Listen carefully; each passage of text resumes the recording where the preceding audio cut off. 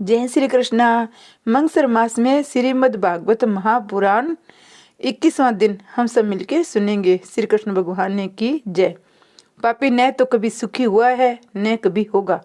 कोई पुण्यशाली दुखी होता हुआ दिखाई दे तो मान लेना उसके किसी पूर्व जन्म के पाप का फल उसे मिल रहा है। पुण्य का फल दुख नहीं है। पाप के जाल से छूटना आसान नहीं है। पाप का भान होने पर मनुष्य पाप कर्म छोड़ नहीं पाता है। जब तक पुण्य का बल बढ़ता नहीं है तब तक पाप की आदत छूटती नहीं है। पाप की आदत बड़ी बुरी है। पाप को मन में कभी नहीं बसने देना। मनुष्य शरीर की अपेक्षा जीभ से, जीभ की अपेक्षा आंखों से, आंखों की अपेक्षा मन से अधिक पाप करता है। जब तक इंद्रियां पाप करने की आदी है तब तक भक्ति रस मिल नहीं पाता है। इंद्रियों की गगरी में भक्ति रस भरना है तो उससे पहले निष्पाप करो। यदि पानी से भरे हुए घड़े में दूध भरना है तो पानी को पहले निकाल देना ही होगा। आत्मा और इंद्रियां इतनी एकाकार हो जाती है कि इंद्रियों का पाप आत्मा देख नहीं पाता है। मन में पाप का विचार आते ही उसे बाहर करो। यदि पाप को भी जाए तो बड़ी ही नम्रता से भगवान से माफी मांगो। अंगासुर अजगर का रूप लेकर आता है और असावधान व्यक्ति को निगल जाता है। औरों की निंदा कानाफूसी जैसा कोई पाप नहीं है। मनुष्य अपने को सुधारने में रहता है, फिर चाहे औरों को कितनी हानि होती है। ये पाप और हिंसा ही है। यदि पाप तुम्हारे शरीर और मन में एक बार घुस गया तो तुम्हें छोड़ेगा नहीं। जिसके घर में मन में पाप आ बसता है उसके घर में मन में परमात्मा कभी नहीं बस पाते हैं। अजगर के मुंह में घुसे हुए को बालक अपने आप बाहर निकल नहीं पाते। श्री कृष्ण उनको बाहर निकालते हैं। पाप के अंगासुर के उदर में पहुंचा हुआ व्यक्ति अपने आप बाहर नहीं आ सकता। कोई बाहर का पुण्यशाली संत या प्रभु ही उसे बाहर खींच सकते हैं। पाप और सांप एक समान है। सांप द्वारा काटे जाने पर यदि उस अंग को हम सिंगरी काट दे तो उसका विष सारे शरीर में फैल नहीं पाएगा। इसी प्रकार पाप का विचार आते ही उसे उसी क्षण नष्ट कर दोगे तो बच पाओगे। सांप के विष की भांति यदि पाप कुछ समय के लिए अंदर रह जाएगा तो फिर बचना मुश्किल हो जाएगा। पाप का चिंतन करने से वह जम जाएगा। पाप धरती से आकाश तक व्याप्त है। अंगासुर का एक और धरती पर था, दूसरा आकाश तक पहुंचा हुआ था। मन संग संग चलता है। अतः पाप तो तुम्हारे साथ वन पर्वत या जहां भी जाओगे वहां साथ ही जाएगा। वासना के प्रभाव में बहा जा रहे हो। जीव अंतरात्मा के मना करने पे भी पाप करता रहता है। वासना के वेग में ज्ञान बह जाता है, पाप हो जाता है। जो पाप के अजगर के उदर में चला जाता है वह बाहर आ नहीं सकता। पाप बड़ा आकर्षण होता है। पाप करने का प्रसंग आए और पापाचार किए बिना कोई चारा ही न रहे तो भगवान को साक्षीभूत रखकर ही पाप करना। इसका अर्थ यह नहीं है कि पापाचार करते रहो, किंतु ऐसे समय में भगवान का स्मरण अवश्य करते रहना। जब तक पाप हृदय में होगा उसका नाश नहीं होगा, उसकी तो जड़ ही काटनी होगी। सभी क्रिया प्रकट अप्रकट शब्दोच्चारण के साथ ही होता है। पापाचार के पहले मन में उसका उच्चारण होते ही उसका नाश करो। पहले विचार भ्रष्ट होता है, फिर वाणी भ्रष्ट होती है, फिर आचार से भ्रष्टता आ जाती है। मन में पाप आते ही मन को डांटो, उसे सजा दो। पाप मन में आते ही शीतल जल से स्नान करके कीर्तन करो, प्रार्थना करो, हे प्रभु ये काम, ये वासना, ये लोग मुझे सता रहा है, मुझे छोड़ता नहीं है, कृपा करो, मेरी सहायता करो। सच्चे हृदय की प्रार्थना वे अवश्य सुनेंगे। संत प्रभु नाम का उच्चारण संत करते रहना है, अतः उनसे पाप नहीं किया जा सकता। अंगासुर के हृदय में जाते समय ताली बजाते हुए अर्थात मन को जागृत करते हुए जाओ। सभी जानते समझते हैं कि असत्य बोलना, किसी को सताना, हिंसा करना आदि पाप भी पाप करते ही रहते हैं। पाप को मूल से उखाड़ फेंको। जब भी ऐसा लगे कि अपना शरीर या मन पाप करने जा रहा है तब तुरंत ही भगवान के नाम का कीर्तन करने लगो। परमात्मा को याद करते हुए पाप की वासना छूट जाएगी। पाप की आदत छुड़ाने का उपाय है प्रभु प्रार्थना करो, प्रभु मेरी पाप वासना का नाश करो। मैंने जब पाप किया था तब आप भी वहां उपस्थित थे, मुझे सजा भी दीजिए और क्षमा भी करो। मनुष्य स्वयं जानता है कि वह क्रोधी है, कामी है। जानबूझकर पाप करने वाला, पाप में सुख मानने वाला, पाप ही में रमरान रहने वाला अंगासुर है। पाप के बिना रहा नहीं जाए तो भगवान को साक्षी में रखना, वे तुम्हें बचाएंगे। यद्यपि ये नियम कनिष्ठ है। उत्तम बातें तो यह है कि पाप का विचार तक न किया जाए। बिना भोगे हुए जिसका नाश नहीं हो सकता वह पाप है। पुण्य तो बिना भोगे भी नष्ट हो सकता है। पुण्य भोगने के लिए तो जन्म लेना पड़ता है। साधु संतों को भी पुण्य तो अंत में कृष्ण अर्पण ही करना पड़ता है। पुण्य कृष्ण अर्पण किया जा सकता है, पाप नहीं। पाप को दंड तो स्वयं ही भुगतना पड़ता है। किसी महापुरुष सुपात्र साधु संत की कृपा होने पर ही पाप की वासना नष्ट हो सकती है। कई बार तो अंतरात्मा की अनिच्छा होने पर भी पाप हो जाता है। गीता में अर्जुन ने भगवान श्री कृष्ण से एक सनातन प्रश्न पूछा है, अनिच्छा होते भी जीव पाप में क्यों प्रवृत्त होता है? वह पाप क्यों करता है? इच्छा न होने पर भी उसे पाप क्यों करने पड़ते हैं? तो भगवान कहते हैं, रजोगुण में से उत्पन्न हुए काम और क्रोध मनुष्य के प्रमुख शत्रु है। वे उसे पाप की ओर घसीटते रहते हैं।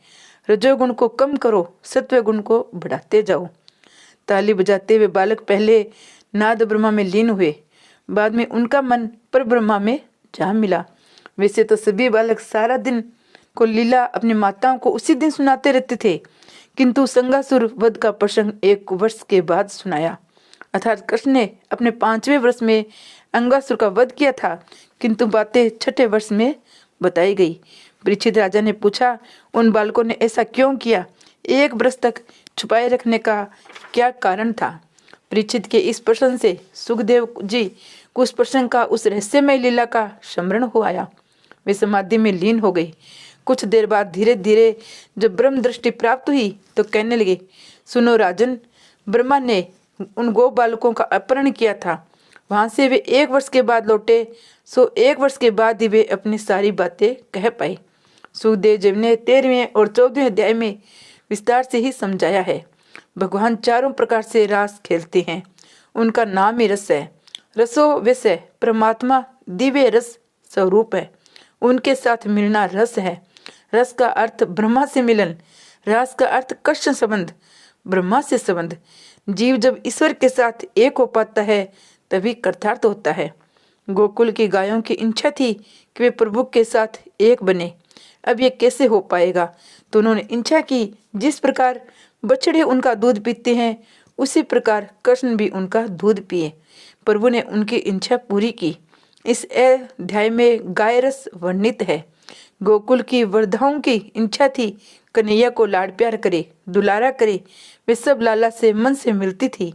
मानसिक मिलन भी आनंददायी है, फिर भी प्रत्यक्ष मिलन की उत्कंठा बनी रहती थी। इस अध्याय में वृद्धा गोपियों का रस वर्णित है। अंगासुर के उदर में सभी गो बालक और बछड़े बाहर आए। बालकों ने कन्हैया से भोजन करने की इच्छा प्रकट की तो कन्हैया ने कहा, हाँ चलो, यमुना के इस सुंदर किनारे पर हम पंक्ति लगाकर भोजन करेंगे और ये बछड़े भी हरी घास चरते रहेंगे। कन्हैया और सभी बालक एक साथ मिलकर पंचव्यय चक्रव्यय रचकर भोजन करने बैठ गए। ये समाधि भाषा है। कमल की पंखुड़ियां बिल्कुल पास पास होती है, एक दूसरे से लगाकर होती है। कमल के मध्य में कोमल पदार्थ होता है और छोटी सी पंखुड़ियां वहाँ होती है। बड़ी पंखुड़ियां उन छोटी सी पंखुड़ियों से लगाकर होती है। सभी बालकों की इच्छा श्री कृष्ण से लगाकर बैठने की है। सभी अपने अपने घर की सामग्री कन्हैया को खिलाना चाहते हैं। सभी कन्हैया के मुंह में कोर रखना चाहते हैं। दूर बैठकर तो वैसा किया नहीं जा सकता। श्री कृष्ण ने बीचों बीच बैठकर सभी बालकों के मन की इच्छा पूरी की। रासलीला में भी प्रत्येक गोपी को वैसा अनुभव कराया कि वे उसी के साथ है। प्रत्येक गो बालक और गोपी को कृष्ण ने सानिध्य और स्पर्श का अनुभव कराया। ईश्वर के सामीप्य के बिना चैन नहीं आता है। ब्रह्म स्पर्श के बिना आनंद नहीं मिल पाता है। प्रेम इतना शक्तिशाली है कि निरंकार होकर भी साकारता दे देता है। निष्काम ईश्वर भी प्रेम के कारण सहकाम बन जाते हैं। कन्हैया अपने मित्रों को समझाता है, कभी अकेले न खाना, अकेले खाने वाला बिल्ली बनता है। चोरी छिपे अकेले में खाना पशु धर्म है।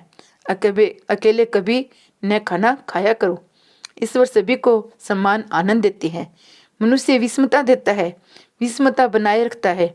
ईश्वर सुपात्र और जीव को इतना तो देते हैं कि लेने वाला लेते लेते थक जाता है। यज्ञ श्रृंग ईश्वर यज्ञ का भोगता है। यज्ञ में आह्वान करने पर भी कई बार जो ईश्वर भोजन नहीं करते हैं वही आज गो बालकों के हाथों भोजन कर रहे हैं। परमात्मा को वश में करने का सर्वोत्तम साधन है प्रेम। भगवान को उत्तमोत्तम वस्तु दी जाए तो वैसी वस्तु है भक्ति। भक्ति ही शुद्ध प्रेम भाव है। कोई बालक जलेबी लाया था, कोई बर्फी तो कोई दही बड़ा, सभी बालक मिलकर खा रहे हैं। भोजन के समय विनोद करना चाहिए, आनंद करना चाहिए। कन्हैया ने कहा, अजय इसकी माँ दही बड़े, गोल मटोल, बाप दुबला पतला, सभी हंस पड़े। इस प्रकार कन्हैया और सभी बालक आनंद प्रमोद करते हुए खाना खिलाने और खाने लगे। जीव जब अपनापन, जीवात्मा अभिमान छोड़कर परमात्मा से प्रेम करने लगता है, तब ईश्वर भी अपना ईश्वरत्व छोड़कर जीव के साथ खेलने चले आते हैं। अभिमानी जीव अपने को शास्त्री, पंडित, ज्ञानी मानता है, वह भगवान को भी ललकारने लगता है। भगवान कहते हैं, यदि इस जीव को मुझसे कुछ लेना देना नहीं है तो मैं भी क्या उसका ध्यान रखूं। यदि परमात्मा को प्रसन्न करना है तो बालक बनकर उनके पास जाओ। गो बालकों के साथ भोजन करते हुए भगवान की शोभा तो देखिए। उसमें श्री कृष्ण की छटा सबसे निराली थी। उनके कमर में बांसुरी बंधी हुई थी, बगल में सिंह और लकड़ी थी, बाएं हाथ में घी युक्त दही मिले हुए चावल का ग्रास था, अंगुलियों में फला का अचार था। चारों ओर गो बालक बैठे हुए थे। वे सभी के मध्य में बैठकर सभी बालकों के साथ विनोद करते हुए भोजन कर रहे थे।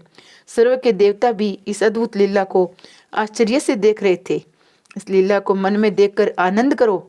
वृंदावन यमुना का किनारा, फलों से झुके हुए वृक्षों की घटा, नीचे बैठे हुए कृष्ण, गो बालक आदि के मन में कल्पना करोगे तो आनंद मिलेगा।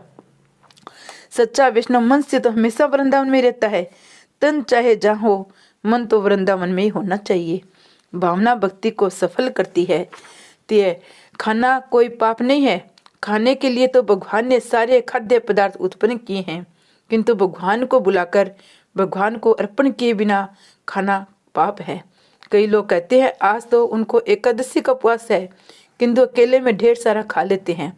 खाना नहीं, किसी से छुपाकर चोरी छिपे खाना पाप है। अंगासुर का जब कन्हैया ने मोक्ष दिया तब ब्रह्मा को आश्चर्य हुआ। वे इधर देखने के लिए आए कि कन्हैया कौन है। यहाँ आकर देखा तो कन्हैया को गो बालकों के साथ भोजन करते हुए पाया। इन बज्र बालकों में से एक था ऋषि सांडिल्य का पुत्र मधु मंगल। इसे कन्हैया ने कहा, तुम्हारे घर का तो खाता रहता है, किंतु अपने घर का तो हमें कभी नहीं खिलाता है। पवित्र ब्राह्मणों के घर का भोजन खाने से बुद्धि पवित्र होती है। इसी कारण से कन्हैया ने मधु मंगल के घर का भोजन खाना चाहा। यशोदा जी ने सांडिल्य ऋषि से कहा था कि मधु मंगल को रोज भोजन करते भेजना। यशोदा जी उसका बड़ा आदर करती थी। सो आज कन्हैया उस ऋषि पुत्र से कह रहा था, रोज तू मेरे घर खाता है, आज मुझे तू अपने घर का खाना खिला। मधु मंगल दौड़ते हुए अपने घर आकर अपनी माता पूर्णमासी से बात की। माता को बड़ा आनंद हुआ, किंतु अभी तक रसोई बनाई नहीं थी। श्री कृष्ण भगवान की जय।